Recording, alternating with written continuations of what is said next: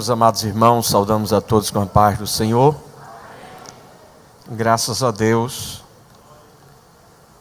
por este dia que nos dá o Senhor, já recuperado da virose, não é?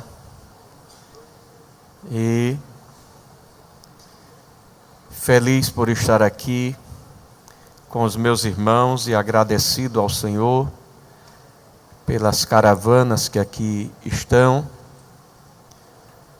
E assim vamos nos colocar em pé, vamos ler o versículo que estamos tratando já há algum tempo,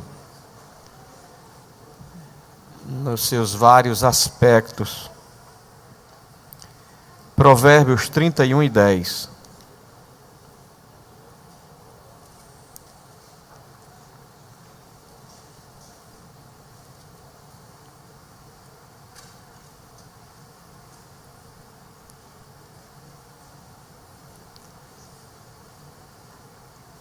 Diz assim: mulher virtuosa, quem a pode achar? Pois o seu valor muito excede ao de joias preciosas. Amém. Nós estamos já há alguns dias falando sobre a mulher. Desde o Dia Internacional da Mulher que eu estou falando da mulher, mas falando de bem. Passamos alguns dias sem falar por outras questões, mas voltamos hoje outra vez. E esse assunto também interessa aos homens, porque todo homem foi gerado por uma mulher, não é? Então, em se tratando disto, nós aqui falamos desta mulher virtuosa como mãe. Mulher virtuosa como mãe. E bem-aventurado é o filho que valoriza a sua mãe, que reconhece o valor, a importância, a dignidade de uma mãe. Aqui comentamos sobre a responsabilidade dela como mãe de ensinar os seus filhos, de orientar os seus filhos. É responsabilidade dos pais? Sim, perfeitamente. Mas é responsabilidade também das mães. Afinal de contas, muitas vezes, elas estão até mais presentes no lar do que os homens. Regra geral, as mulheres estão mais presentes na criação dos filhos do que os homens. Por N situações, desde que nasce, como é próprio da mulher carregar no colo, cuidar diariamente, dar banho, trocar a roupa e alimentar. Geralmente essa tarefa fica mais afeta as mães diretamente. Não que o pai se esquive, mas é um período de maior aproximação entre a mãe e o seu filho. É um período em que ele ainda se encontra pequeno. Então, faz parte deste contexto de ser mulher virtuosa, ser uma boa mãe. Interessante que não encontramos nenhum texto assim para o homem, não é? Homem virtuoso, quem pode achar? Interessante. O homem, embora pareça ser tão especial, mas no fundo, a mulher é que é especial. A mulher que é especial. De maneira que esta que é a mulher virtuosa, que é uma joia comparada à joia, ela, quando assume a sua responsabilidade de ser mãe, se torna um ser muito especial para Deus. E dentre estes compromissos de ser mãe está o de corrigir o filho, ensinar o filho, orientar o filho, não é? E aqui nós falamos, estamos apenas trazendo um pouco à memória, disciplinar o filho desde pequenininho. E como é que se disciplina uma criança desde pequenininha? Fazendo ela entender, muitas vezes tirando dela aquilo que ela considera um prazer imediato, para que ela reconheça que está sendo cobrada e exigida de alguma coisa. A Bíblia diz que Deus ama e corrige a quem ama.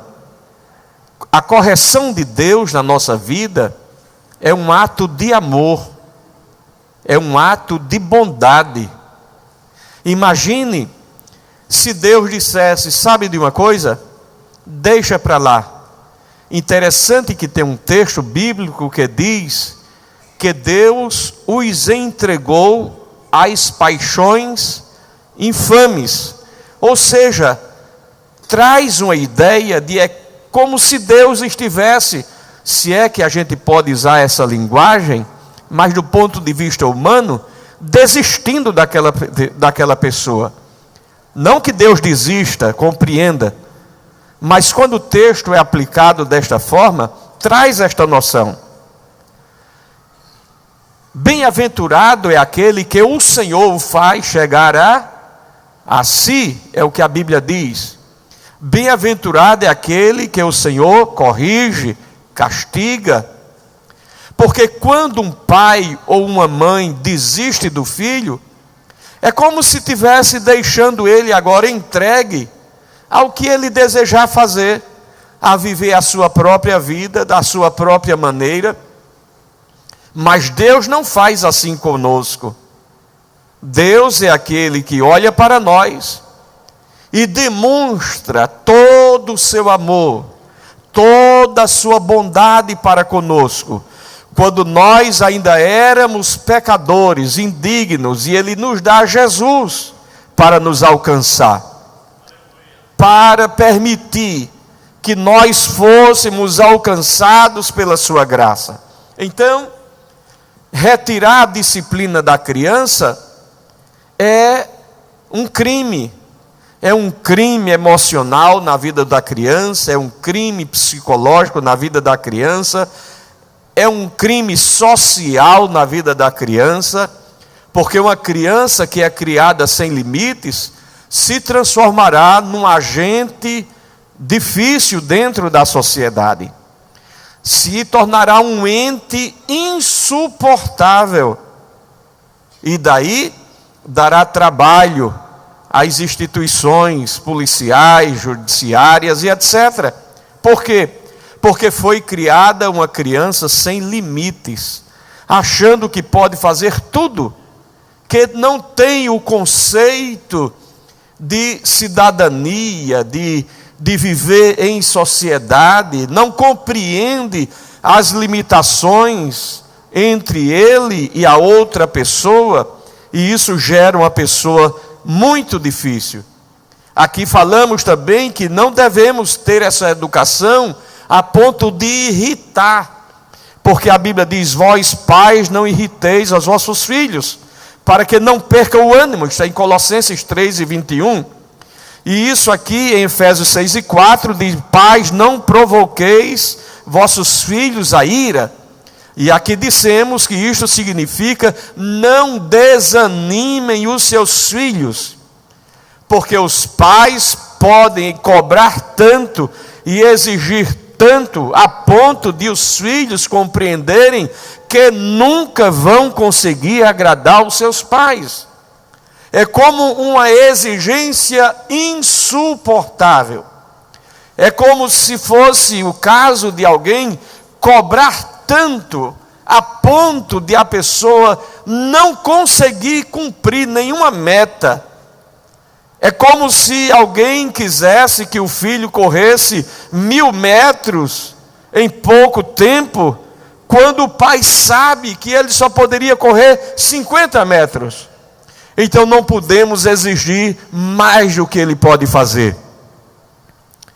Criar filhos é uma arte, e só quem sabe criar de verdade é quem nunca teve um. Este é o verdadeiro artista. Se fosse meu, fazia isso. Se fosse minha, fazia aquilo, porque nunca teve um.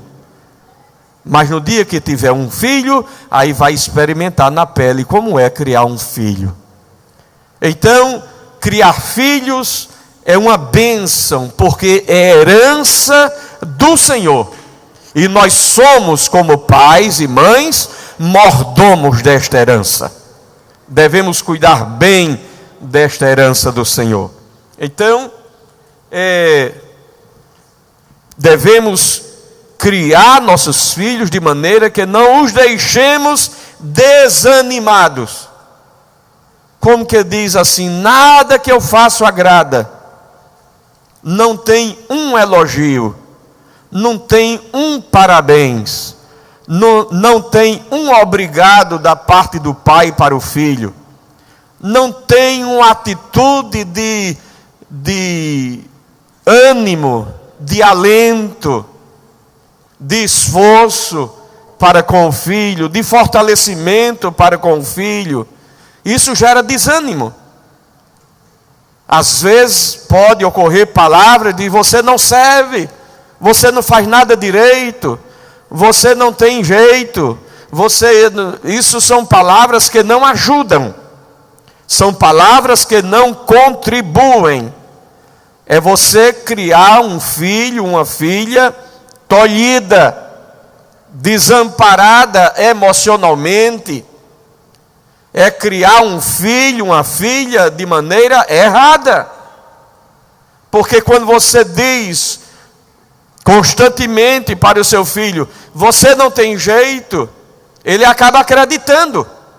Porque é o pai, é a mãe que está dizendo isso. E ele acha que o pai deve estar falando a verdade. Quando nós sabemos que se Deus dissesse isso para nós, como nós ficaríamos? Já imaginou? A Bíblia não diz isso em canto nenhum. A Bíblia diz assim: há esperança para o teu futuro, diz o Senhor. A Bíblia diz: eis que a mão do Senhor não está encolhida, nem ouvido agravado para que não possa ouvir. A Bíblia diz por várias e várias vezes: não temais. A Bíblia está repleta de palavras falando sobre ânimo, fortalecei-vos no Senhor. A Bíblia está dizendo: regozijai-vos no Senhor. Como se fosse pouco, digo outra vez: regozijai-vos. Agora, já imaginou? Não encontramos nenhum texto na Bíblia desanimando a gente, mas sempre nos estimulando. Já imaginou se Deus usasse alguém em profecia e dissesse: homem, mulher, você não tem mais jeito? Como você sairia do culto? Mas como é que Deus diz isso para mim? E você, como pai e mãe, dizendo para o seu filho: você não tem jeito, menina, você não tem jeito, menino. Quando você não tiver mais paciência, canalize a mensagem negativa para o outro lado.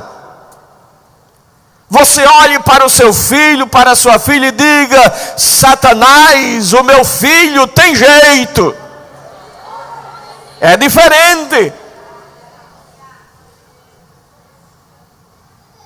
Se você puder dizer na frente dele, na frente dela: eu sei que você está me fazendo sofrer, eu sei que você está me fazendo chorar, mas eu não desisto de você, porque você é minha herança que Deus me deu, e eu vou orar.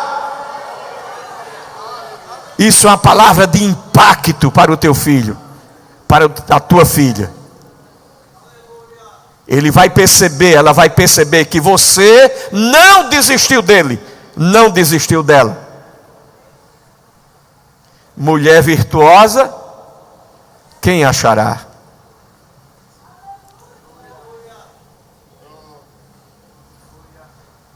Deixa eu avançar aqui, porque estou apenas relembrando alguma coisa, né?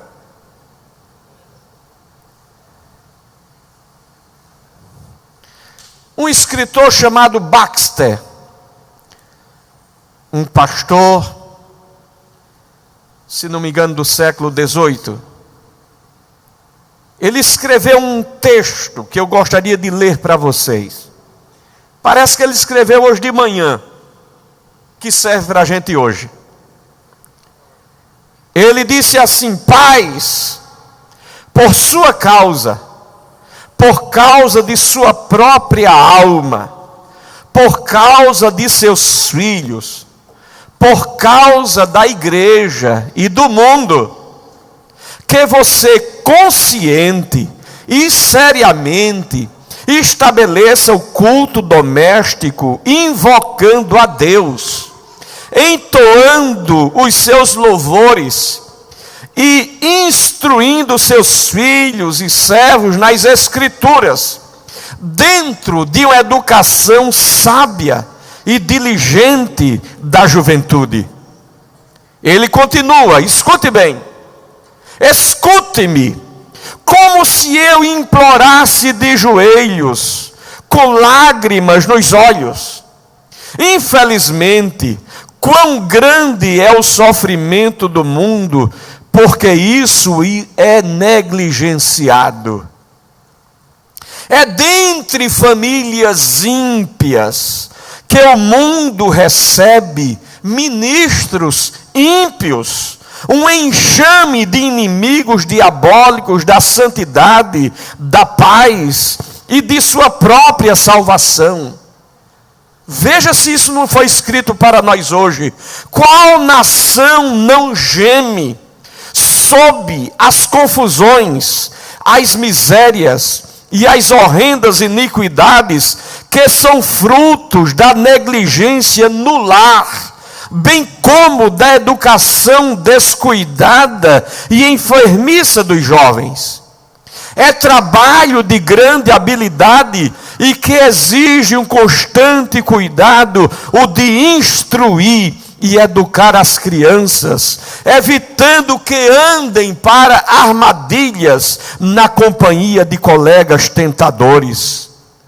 Clamar contra os ministros insensatos ou infiéis, ao mesmo tempo que quem reclama é pior do que isso em seu próprio lar, é apenas a autocondenação. Os ministros estarão mais obrigados a cuidados das almas de seus filhos por natureza, por voto ou por pacto do que os demais. Poderão eles fazer em favor de igrejas inteiras o que cada qual não pode fazer por sua própria casa, por seus próprios filhos? A primeira incumbência e dever é de cada um.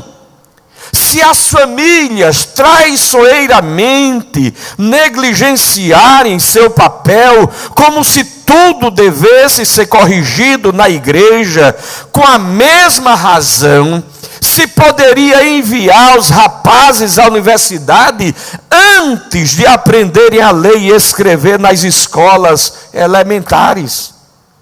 Se há qualquer esperança de correção por parte de um mundo ímpio, miserável e desviado, isso deve ser feito principalmente pelo culto doméstico, bem como pela educação cristã dos jovens. Isso foi escrito há mais de 200 anos. E parece que foi escrito hoje de manhã. É uma realidade para nós isto aqui? Sim ou não? Sim. Como eu posso cobrar de quem quer que seja, se eu mesmo não faço em minha própria casa?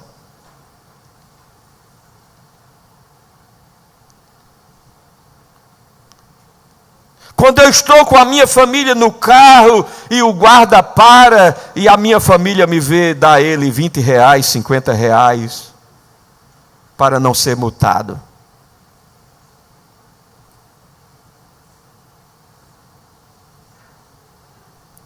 Quando eu compro um monte de CD, pechincha, tudo pirata, e levo para casa,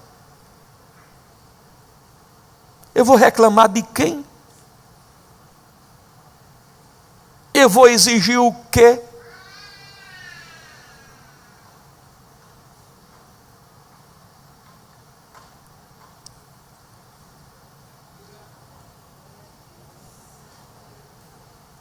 Mulher virtuosa, quem achará?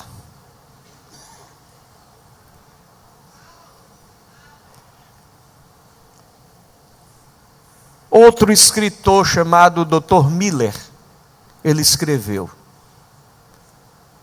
Vocês já estão acostumados comigo que doutrina é assim, é ou não é? Eu não tenho parrapapá. O negócio é Bíblia, entendimento, raciocínio, para a gente sair daqui sabendo o que a gente ouviu. Outro cidadão chamado Dr. Miller, ele escreveu: se eu tivesse uma voz capaz de atingir os limites mais remotos da cristandade, a voz dele alcançou a gente aqui hoje, sim ou não? Então, a voz dele está sendo alcançada hoje nos mais remotos limites da cristandade. A voz dele está se fazendo ouvir aqui hoje. A elevaria em exortação a pais e ministros, dizendo: o que é que ele disse? Fixai vossos corações na promoção da piedade infantil das crianças e dos jovens aos vossos cuidados. Ou seja, ensine as crianças e os jovens, seus filhos, a serem santos.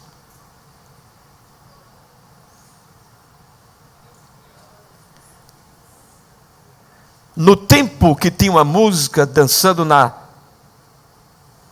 garrafa, a gente viu vídeos pela internet de crianças pequenininhas dançando aquilo, e as pessoas sorrindo e achando bonito. Filhos que chamam nomes feios e os pais sorriem, achando interessante aquilo.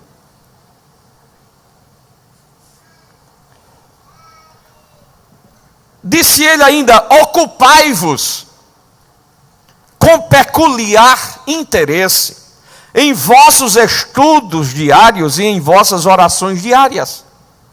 Pais, se amais a vossos filhos, resolvei deixá-los ver que estáis determinados a buscar o bem eterno deles. Porque hoje nós temos pais, se ele disse isso naquela época, imagina hoje. Tem pais hoje mais interessados em saber se o seu filho está indo para a escola estudar, do que se ele está indo para a escola dominical, porque a lição, o próprio pai diz que é cara.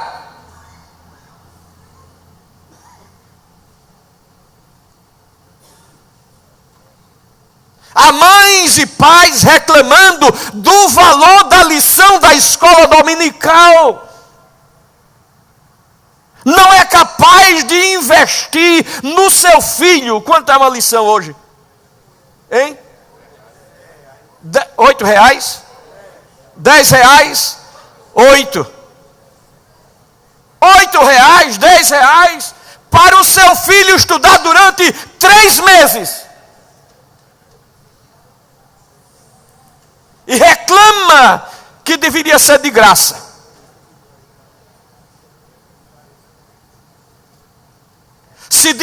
divide 7, 8, não sei o valor exato, R$7 é o do aluno, né?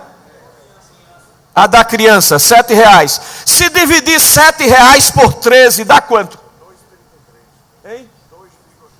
Por 13. Divida aí por 13. Hein?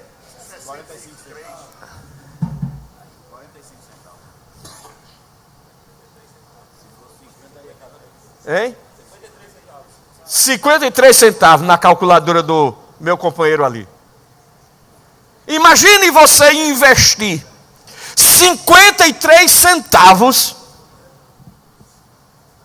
por semana para o seu filho aprender uma lição na escola bíblica dominical.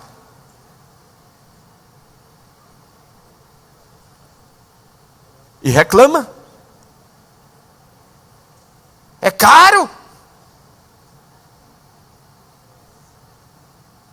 Tem pais mais interessados, tem mães mais interessadas em saber, em procurar saber, em lutar com unhas e dentes, de fazer o seu filho entrar na universidade do que ele entrar no céu.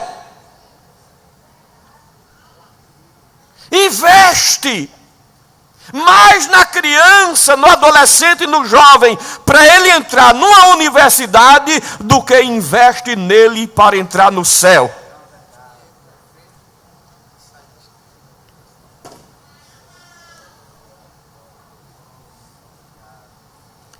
Como se entrar na universidade fosse mais importante do que entrar no céu.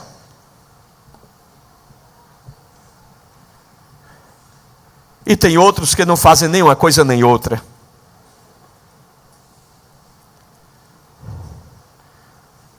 Não olha o caderno do menino, não acompanha a tarefa da criança, não vê, tem reunião, não vai, tem isso, tem aquilo outro, não acompanha. Daqui a pouco o menino está repetindo de ano, ele fica sem estímulo para aprender, porque a própria família não tem interesse.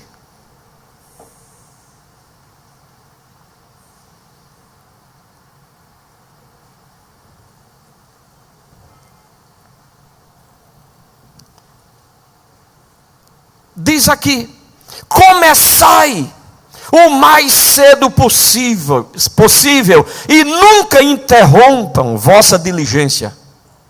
Desde pequenininho. E nunca interrompam o cuidado. Aí vem uma palavra para nós, pastores, ministros: se amais as almas imortais, se amais a igreja de Deus, se desejais vincular os corações dos pais e dos filhos às vossas pessoas e aos vossos ministérios, visando o benefício espiritual deles, se desejais edificar a causa de Cristo de maneira mais eficaz, que não haja adiamento e nem interrupção nesse interessantíssimo trabalho, Satanás desde cedo começa a convocar os jovens a seu serviço. Desde pequenininho, Satanás já começa a investir. Resolvei libertá-los do poder dele, treinando os jovens para Deus. Conservai um catálogo com seus nomes, residências. Revisai-o com frequência, acompanhado de oração. Observai-vos afetuosamente em vossas visitas e passeios diários. Catequizai-os diligentemente. Explicai com condescendência o que estáis procurando ensinar-lhes. Guardai-vos de tudo quanto é austero e repulsivo em vossas maneiras, e acompanhai tudo com clamor sincero a Deus, pedindo sucesso. Resumindo, há 3 coisas fundamentais na vida dos pais e de nós como obreiros. 3 coisas que são fundamentais. A primeira é exemplo. A segunda é exemplo. E a terceira é exemplo.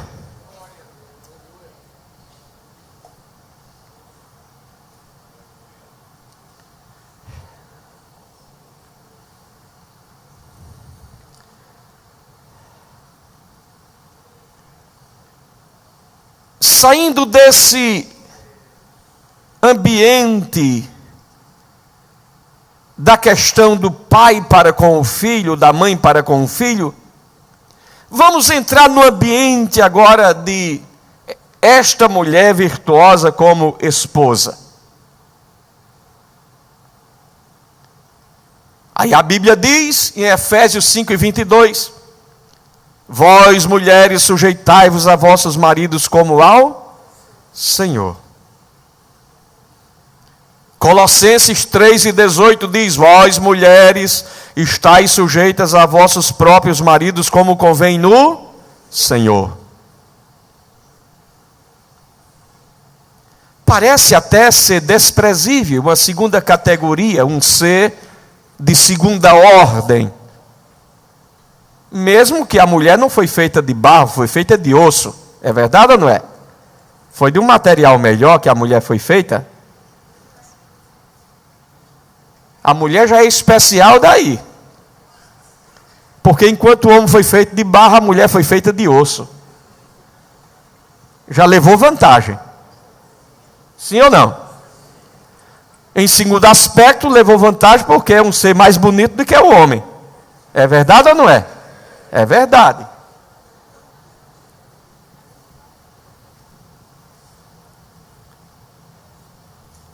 O homem é aquela coisa assim, mas a mulher não. A mulher é uma arte de Deus.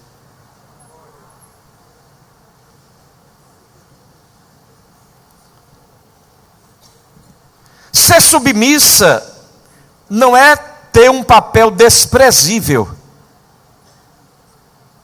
E nós vamos meditar nessa meia hora aqui, um pouquinho, se não terminar isso, sexta-feira a gente continua.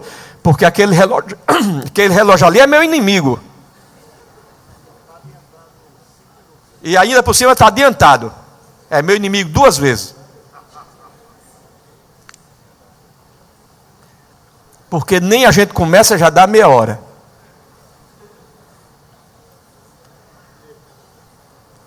Esta mulher não é uma pessoa de segunda categoria. Não é desprezível. Do ponto de vista de Deus, a mulher é um ser de excelência.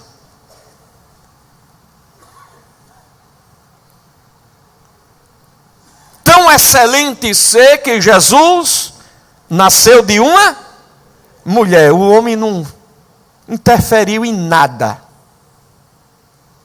Veja como o homem pensa que é gente.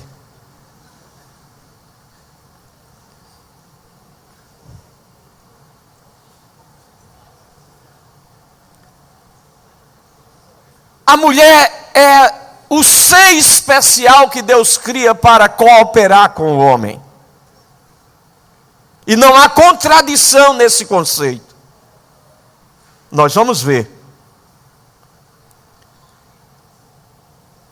Gênesis 2:18 diz, não é bom que o homem esteja, ou seja, esse homem só, não dá para nada.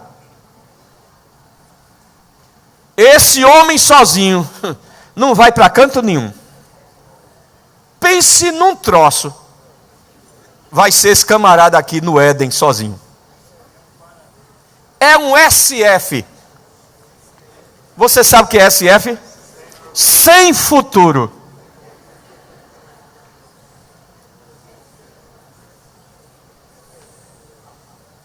Deus olhou assim e disse, não está bom esse negócio não. Não é bom que o homem esteja só. Far-lhe-ei uma auxiliadora, adjutora, que lhe seja idônea. Ou seja, não vou fazer qualquer pessoa. Eu vou criar uma mulher, mas essa mulher vai ser especial. Ela vai ser uma mulher idônea. Não é idosa. A idônea se torna idosa. Mas uma mulher idônea. Alguém que tem maturidade. Que tem estrutura. E quando Adão olhou para Eva, disse: essa é osso dos meus ossos. Fala de equilíbrio. Nós não somos uma lesma. Nós não somos um ser invertebrado. Nós temos ossos. Imagine uma pessoa se nascesse sem ossos. Era um mulambo. Era um saco de pele, de músculo. Mas Adão olha para Eva e diz assim: esta é osso dos meus. Essa aí vai me dar equilíbrio. E é carne da minha carne. É do meu sentimento. De maneira que esta mulher que Deus cria como auxiliadora, como adjutora idônea, ela tem o compromisso de estar ao lado do seu marido. Não é debaixo do pé, não é atrás dele, mas ao lado dele. Às vezes tem homens que vão entrando no caminho errado e quem adverte é a mulher dele. Fulano, olha, eu estou orando, fulano, e Deus me mostrou um negócio hoje de noite, de madrugada, Jesus me mostrou um negócio. É assim ou não? O camarada se achando tal, e Maria nos pés de Jesus, dizendo: Jesus, eu quero a melhor parte.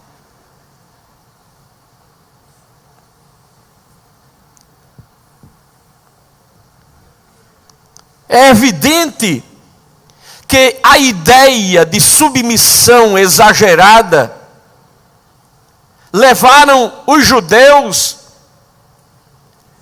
a não participarem nem da liturgia do culto.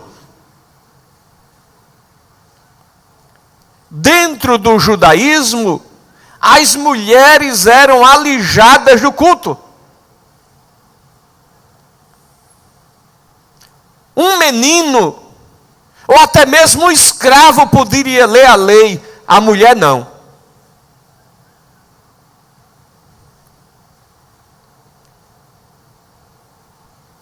Judeus chegaram a dizer que era melhor queimar os livros da lei do que permitir que uma mulher aprenda a lei. Ou seja, a mulher não tinha o direito de ler a lei. E esse ponto de vista extremado possivelmente influenciou Paulo, a ponto de ele, em suas palavras, como 1 Coríntios capítulo 14, 34 e 35, ele disse: permaneçam as mulheres em silêncio nas igrejas, pois não lhes é permitido falar, antes permaneçam em submissão, como diz a lei.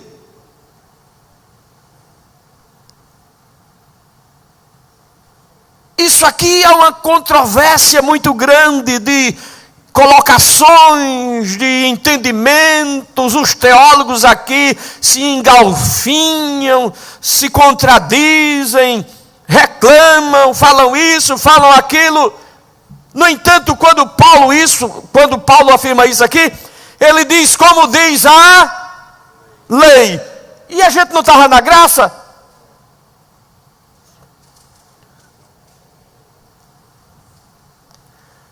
Champlin, ele diz o seguinte: a posição deste comentário é que existem certas injunções que não refletem questões morais, que não incluem questões doutrinárias necessárias, mas tão somente refletem costumes e atitudes da época apostólica, talvez convenientes para aquele período histórico, mas já sem aplicação no nosso caso.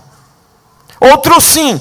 Nas escrituras existem certos elementos humanos, ou seja, a atitude de determinadas escrituras que talvez fossem boas para aquela época, mas que não se aplicam mais ao nosso próprio tempo. dentro desta categoria que com este comentário tem situado o uso do véu, por exemplo. Quando Paulo fala acerca do próprio véu, muitas usavam o véu até mesmo no próprio lar, quanto mais na igreja, o lugar de adoração pública. Veja a ideia que se tinha na época. Somente as prostitutas se sentiam suficientemente emancipadas para ignorar tais costumes sociais. Se aparecesse uma mulher sem um véu, sem aquele pano na cabeça assim, alguém dizia assim: é uma prostituta.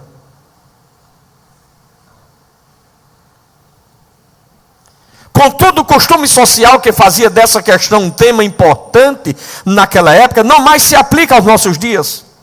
Outro tanto se pode dizer com respeito à posição das mulheres na igreja. Existe até algum que disse que se Paulo estivesse em nosso tempo e visse o desenvolvimento das mulheres na igreja, ele não teria escrito daquela forma e colocado conforme a lei. Até porque ele pregava a graça e não a lei.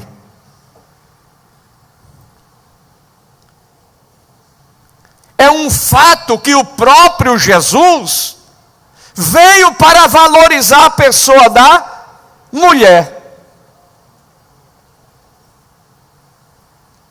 Não há outra pessoa que valorizou a mulher mais do que Jesus. Jesus veio para resgatar a mulher, que estava oprimida num sistema criado dentro do judaísmo, de desmerecimento da mulher, de desvalorização da mulher, trazendo a ideia de que foi a mulher que levou o homem ao pecado, como se o homem não tivesse também livre-arbítrio para dizer: não, você comeu, coma só, e ele mesmo se esquivar do pecado.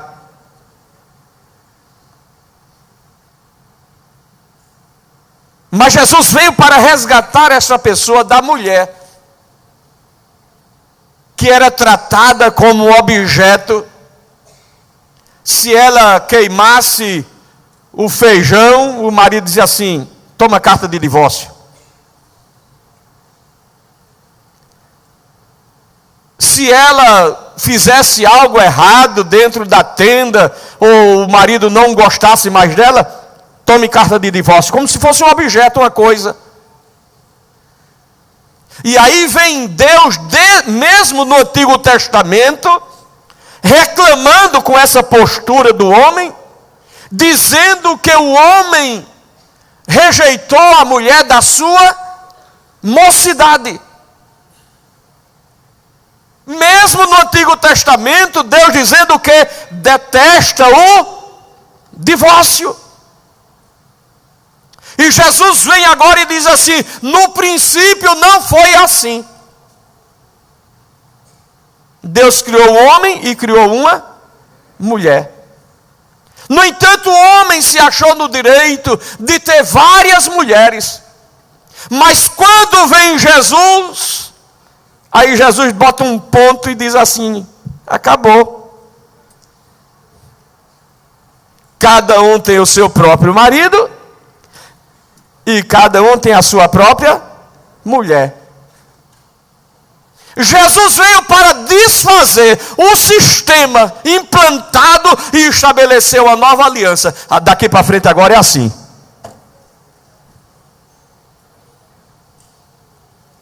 E esse negócio de divórcio? Olhe, com relação a isso, o que é que diz a lei? Aí resgata e diz: a não ser por causa de adultério. Mesmo assim, se não conseguir perdoar. No entanto, hoje, às vezes tem pessoas induzindo ou o marido a pecar, ou a mulher a pecar, para que tenha o direito de se divorciar de maneira plena, que é outra questão. É o marido desprezar a mulher e dizer assim, como quem diz assim, se você quiser arrumar homem, arrume. E depois que ela arruma, aí chega na porta do pastor, minha mulher arrumou um homem. Eu estou livre para casar com outra, pastor. Vou seguir meu ministério. Olha para ele. Vai queimar no inferno.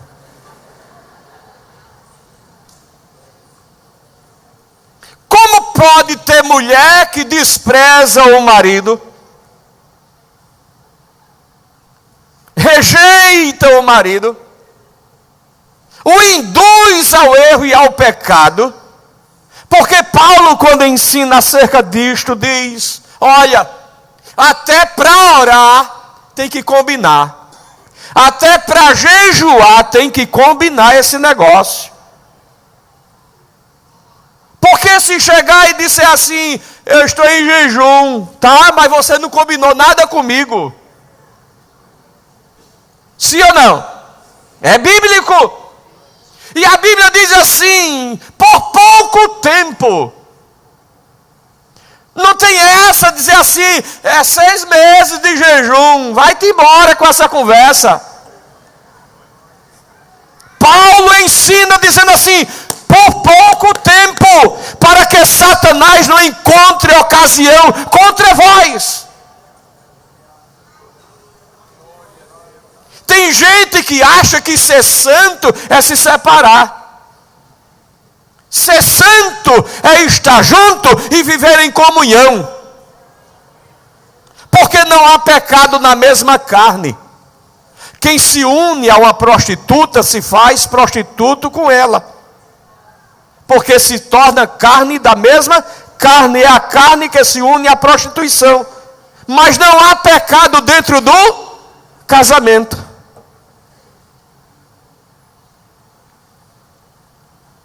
Então tem gente que tem um aspecto de santidade hipócrita.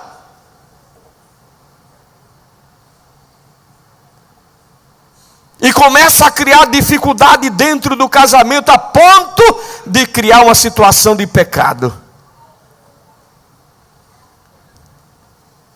Mas voltando ao tema, foi só um parêntese.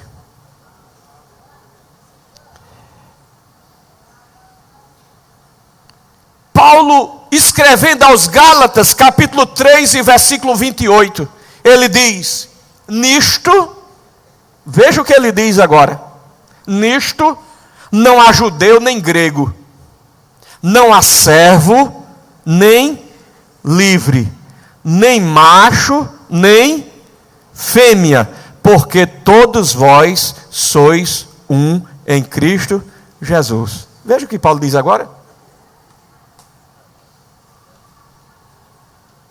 Paulo agora diz assim, olha, nem tem grego, nem tem judeu. Ou seja, quando alguém pensava que era só para judeu, aí Paulo diz assim, é graça. Não é vontade do sangue nem do varão, agora é o sangue de Jesus, é Deus. E quando Deus olha para mim, não olha para mim nem como grego, nem como judeu. Quando olha para nós, não nos vê nem como homem, nem como mulher, porque todos nós somos um em Cristo Jesus. De maneira que a pessoa do homem ou a pessoa da mulher diante de Deus, em valor e em importância como ser espiritual, não tem nenhuma coisa que traga questão contrária. Se é preto, se é branco, se é rico, se é pobre, todos nós somos um em Cristo Jesus.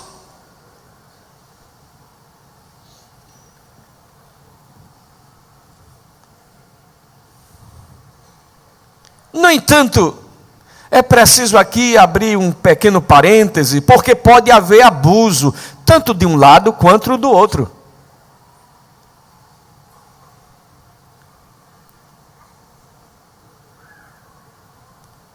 Porque existe o homem que é dominador, a mulher não pode nem olhar para ele, que ele já está. Trata a mulher como uma serva. Você vai lavar roupa, cozinhar para mim, e por que você não contrata uma empregada? Pague um salário. Você não quer uma esposa, você quer uma empregada.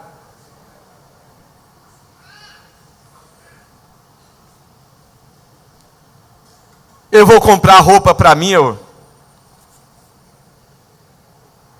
melhor sapato, melhor gravata, melhor camisa, um cinto novo. Sinto muito, mas eu vou comprar um cinto novo, de couro. Não é de covinho não, para se rasgar não. Couro. E a mulher? Compra lá uma chitazinha.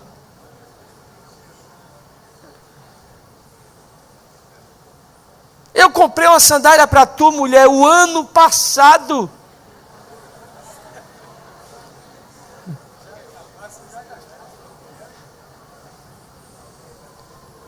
É preciso saber que mulher não tem 2 pés. Ela tem 2 olhos. E ela não pode ver sapato.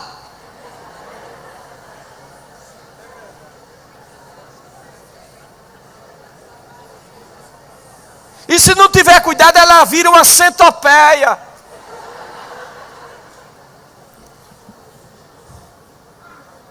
É evidente que cada um de nós vivemos dentro da nossa realidade, sim ou não?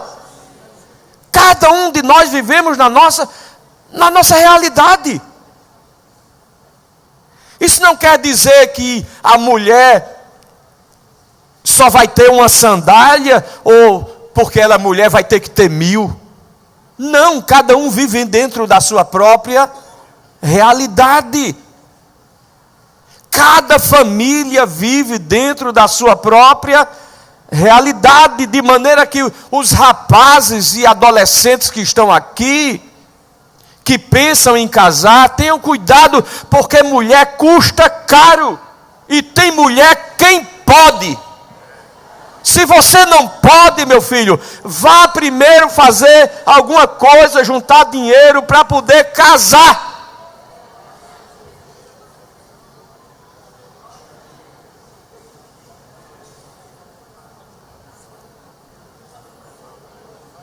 Nesse negócio de ficar enrolando moça, não. Criando falsas esperanças. Eu estou namorando com fulana. Acabou, agora vou namorar com ciclano. Agora vou namorar com... Daqui a pouco você, minha filha, passou por uns 10. Você está em uma caderneta, numa lista telefônica. E eu espero que isso não sirva como currículo para você.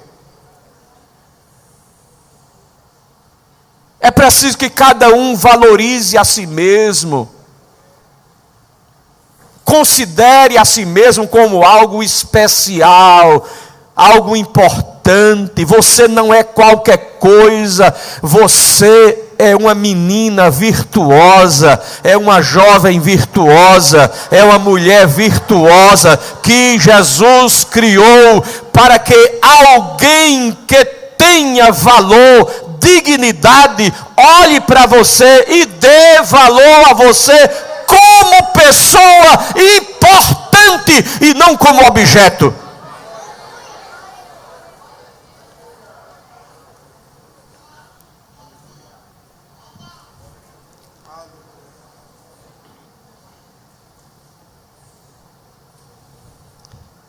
O problema é que às vezes, por outro lado, podem existir homens que são submissos e as mulheres é quem mandam.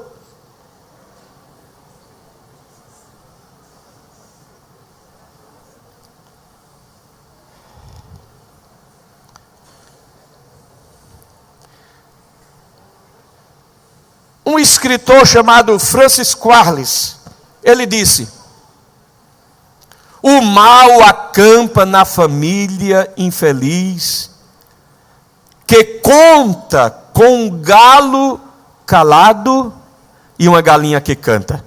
Ninguém fica com raiva de mim, eu estou lendo o que o homem escreveu. Por favor, ninguém. Eu estou lendo, eu citei o autor, não sou eu que estou dizendo. Vou dizer o nome do personagem, se quiser. Ele, Jesus já levou, não tem mais como fazer mais nada. Se você ficar com raiva, ele já está no céu, quer dizer, está esperando o arrebatamento da igreja. Você que está por aqui, se cuide. Mas ele escreveu assim: o mal acampa na família infeliz, que conta com um galo calado e uma galinha que canta. Não sei qual vive de maneira mais desnatural: maridos obedientes ou esposas dominadoras. Isso é um poema. Não tem rima para a gente porque foi escrito no inglês. Aí para a gente não dá rima, né? Mas no inglês dá rima. Isso é um poema, é um verso.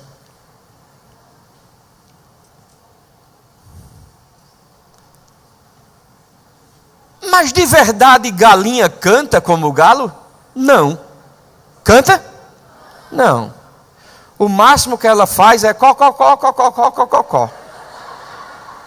É assim ou não?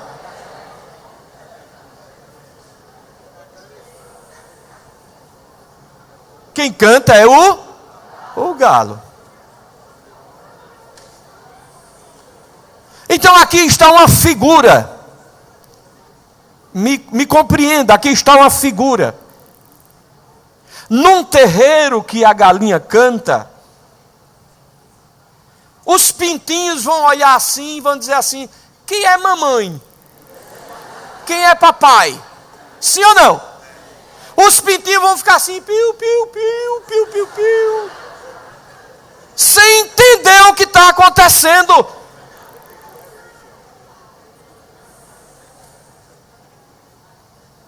Os pintinhos vão pirar. Eles vão entrar dentro da lagoa para nadar pensando que são patos, porque perderam o seu referencial.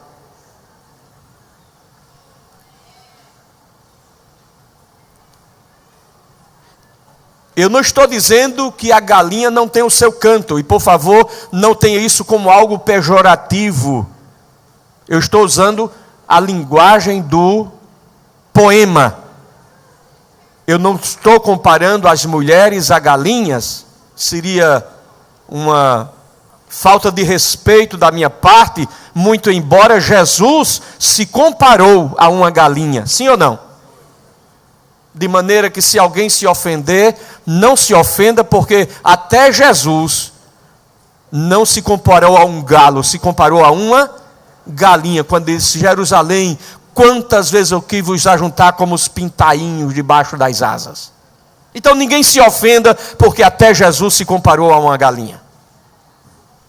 Não vamos ser tão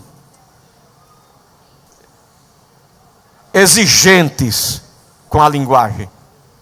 É uma figura que estamos usando aqui.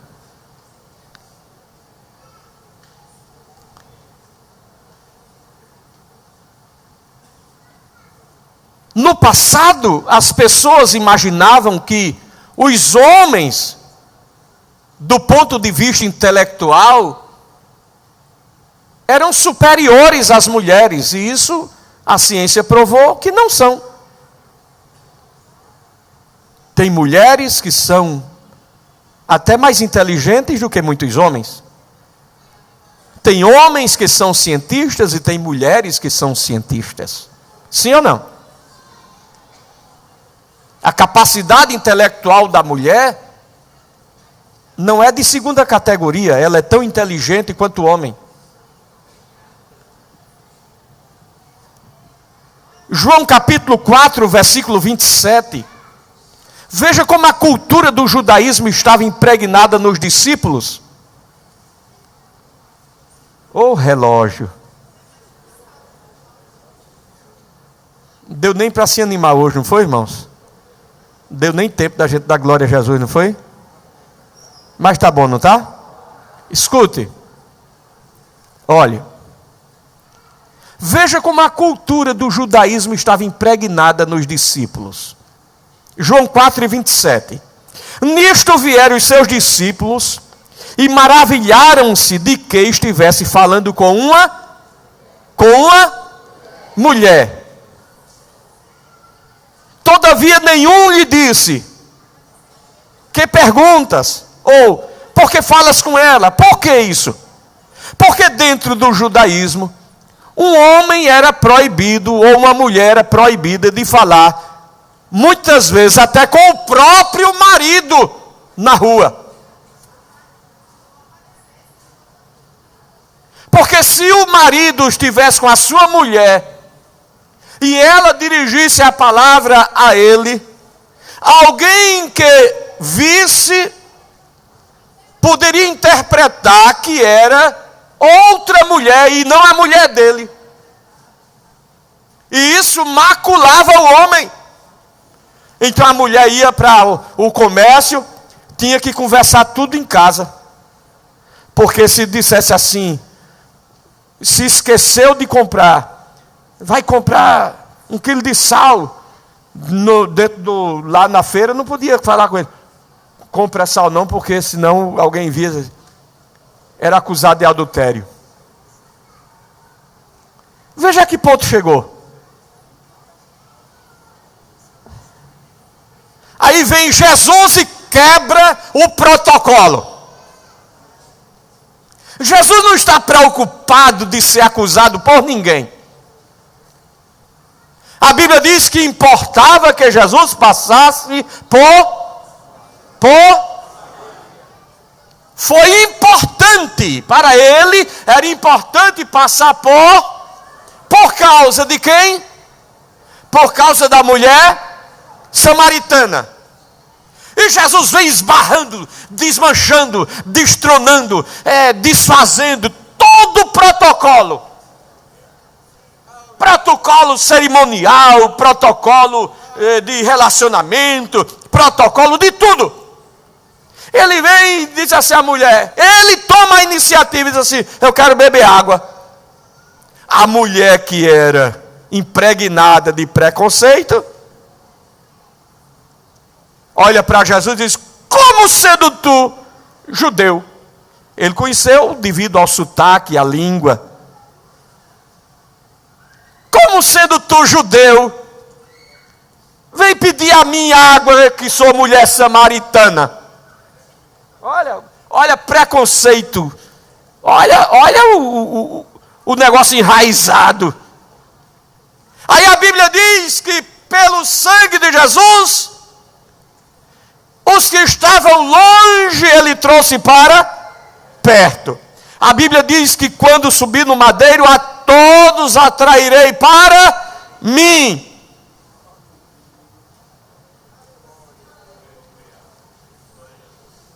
Interessante como Jesus trata isto. A mulher na sociedade judaica não tinha valor. E sendo ela samaritana, pior. Porque os judeus não se davam bem com os samaritanos, nem se comunicavam. Então era um erro dobrado de Jesus. Primeiro, porque ele não poderia falar nem com a mulher judia, imagine com a mulher samaritana. E os discípulos, quando veem que encontram Jesus falando com a mulher samaritana, dentro do coração, ficaram querendo perguntar, como quem diz assim, será que ele não sabe que é mulher samaritana? Ele não está vendo que não pode e tal, e etc. Mas no final da conversa, a mulher foi para Samaria chamar o povo, porque disse a mulher, vejo que este homem é um profeta.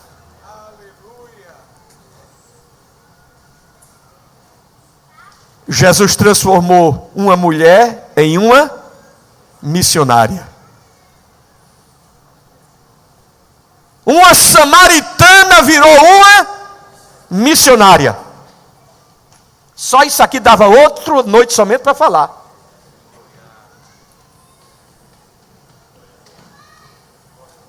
Quer dizer, uma judia não tinha valor, imagine uma samaritana. Mas Jesus vem, desconstrói o sistema e faz de uma mulher samaritana, que já tinha vários maridos e o que tinha agora também não era dela. É complicado ou não é? Se olhar desse ponto de vista, uma mulher até de caráter duvidoso.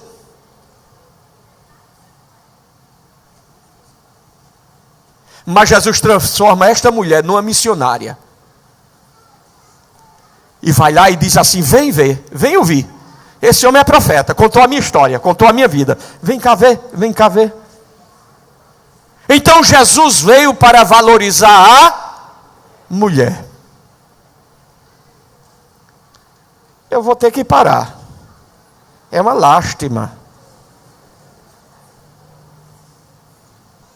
Mas eu vou ter que parar. É uma pena. É ou não é, Josué? É?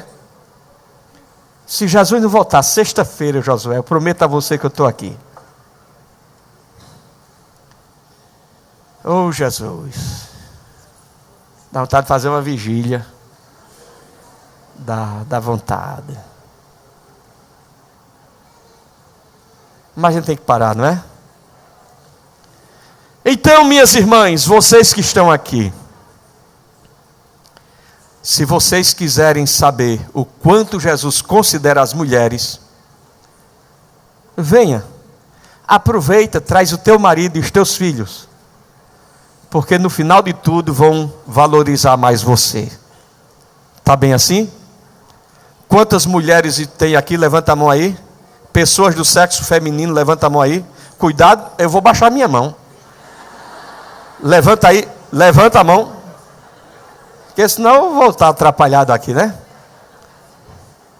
Por favor, os homens que estão aqui, digam assim para elas: mulheres, Deus honrou vocês através de Jesus.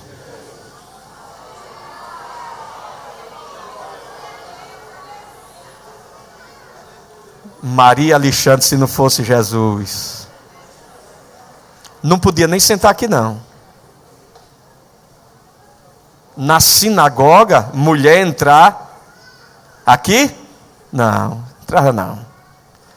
Mas Jesus é maravilhoso. Oh, que Jesus bom. Colocou as coisas nos seus devidos lugares. Então, mulher virtuosa, quem achará? A gente continua. Ainda tem um bocado de coisa para a gente falar. É só o relógio não ser meu inimigo. Viu? Tem aviso, doutor? Pedido de oração, domingo, escola dominical. Aqui é um pedido de oração em favor da mãe da irmã Jerusa, que se encontra na UTI do Albert Sabin. Orem para que Deus tenha um encontro com a mesma e a salve. Vamos orar. Vamos orar. Vamos continuar orando pelas nossas famílias. Irmãos, olhem para mim. Irmãs, olhem para mim. Você quer salvar sua família? Conduza sua família para a igreja.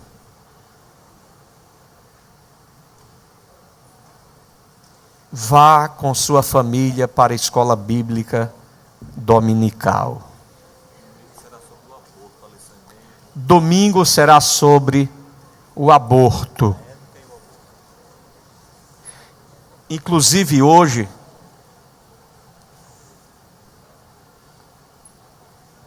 Eu publiquei um texto falando sobre aborto.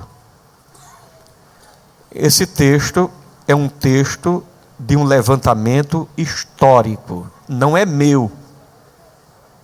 Eu compartilhei e dentro do texto eu faço referência ao link, de maneira que não fui eu que escrevi. Eu dou o link do texto.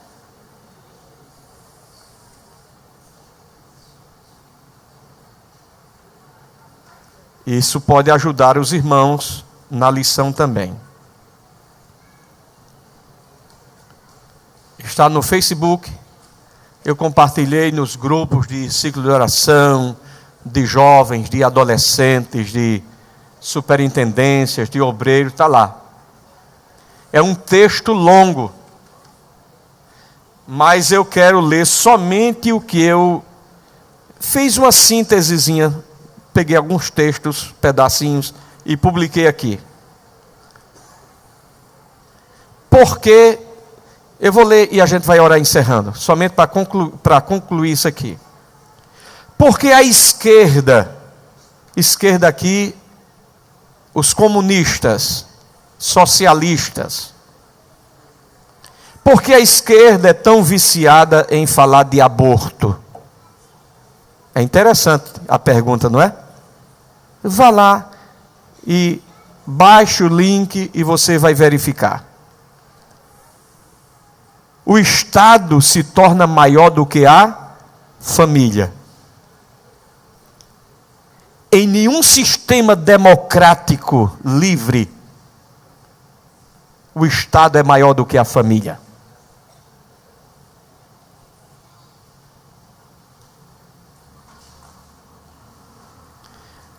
Mesmo naquilo que foi chamado de absolutismo pelos historiadores, o núcleo da sociedade permaneceu sendo a família. Já no Manifesto Comunista, Karl Marx e Friedrich Engels diagnosticam que a nova sociedade progressista precisa retirar o poder da família com todos os seus valores tradicionais para transferir toda a organização para o Estado. Os filhos não seriam mais criados por pai e mãe, amando avós e parentes, mas sim em barracões, coletivamente, como companheiros, meus companheiros. Em uma sociedade em que o Estado, e não o núcleo familiar, é controlador e diretor, a empatia pelos entes e pelos infantes e mais fracos, o amor egoísta, é substituída pelo pragmatismo do planejamento central, é o amor racional. Rapidamente, a noção de sagrado e profano imiscui-se, mistura-se em uma só. A vida se torna matéria-prima, força de trabalho, gerenciada em planilhas, e os estados totalitários e seu controle social absoluto legalizam o aborto com rapidez espantosa. Socialista e nacional-socialistas, voltando à adoração aos rituais de sacrifício de Moloque, que era o Deus que aceitava sacrifício de crianças, passam à admiração exabundante do corpo. Uma das primeiras medidas de ambos é a legalização do sacrifício de fetos, considerados não pessoas para o sistema. O aborto, ao contrário do que a propaganda de esquerda tenta fazer crer, nasce como uma proposta racista. Por incrível que pareça. Porque nasce de uma proposta de diminuir a população negra. A proposta é esta. Enquanto a esquerda usa pais de famílias pobres como propaganda, prega entre os seus a destruição da família para seu objetivo de controle social total. Enquanto a esquerda grita contra o racismo, prega um modelo de controle populacional para diminuir o percentual de negros, até apoiando-se no argumento racista da criminalidade futura. Enquanto a esquerda fala em feminismo, ignora a feminilidade mais suprema, a maternidade e a empatia por um filho. Enquanto a esquerda prega a defesa do oprimido sem privilégio, prega a matança da cerimônia mais desprotegida que existe. Uma criança na barriga da mãe, enxergada apenas como amontoado de células, como os nazistas enxergam os judeus. Está aí, lá no Facebook. Você tocando aqui no link, você vai ter todo o comentário. Isso aqui são apenas uns pedacinhos que eu considerei mais interessantes. E aproveitando esta lição de domingo, leia esse texto, que tem um fundamento histórico muito grande. Aqui é só um pedacinho do que eu li, mas é longo o texto. Então, meus irmãos, nós vivemos numa sociedade que prega liberdade,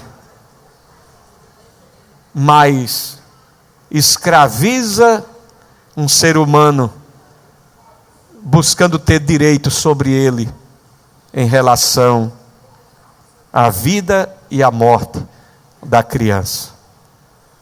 Vamos ficar em pé e vamos orar pedindo misericórdia a Deus pelo nosso Brasil